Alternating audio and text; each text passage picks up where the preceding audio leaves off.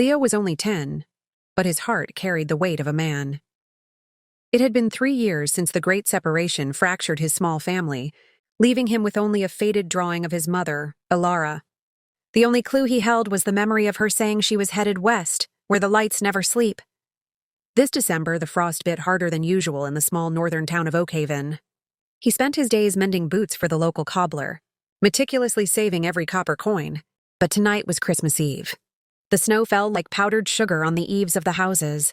Every window held a comforting flicker of warm yellow light, yet none contained the one face he longed to see.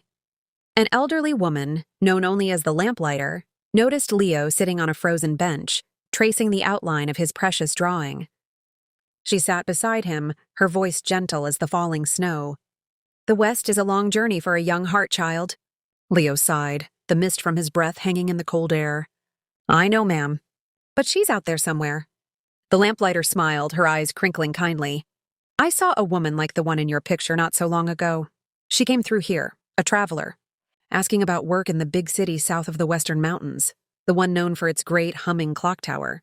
A rush of warmth flooded Leo's chest. He had been looking west when he should have looked southwest. He thanked the Lamplighter profusely, and with his meager savings, bought a ticket for the southbound train set to depart the next morning. The journey was long and cold. When he finally reached the sprawling city, the massive clock tower indeed dominated the skyline. He spent hours wandering the bustling, unfamiliar streets, clutching his drawing, feeling his hope dwindle with every passing minute. Just as the Christmas bells began to chime, he stopped before a small, brightly lit cottage that smelled wonderfully of spiced bread and warmth. Inside, a woman was handing out hot loaves to passers-by, her back to him.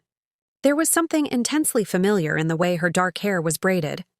Leo pushed the door open, the sound lost in the chimes. His voice was barely a whisper. "Elara?" The woman turned. Her eyes, the exact color of warm honey, widened in disbelief as she saw the small boy standing in the doorway, bundled against the cold, holding the familiar, faded drawing. "Leo, my little lion!" she cried, dropping the bread and rushing toward him. She enveloped him in a hug so tight it felt as if the missing years were instantly stitched back together.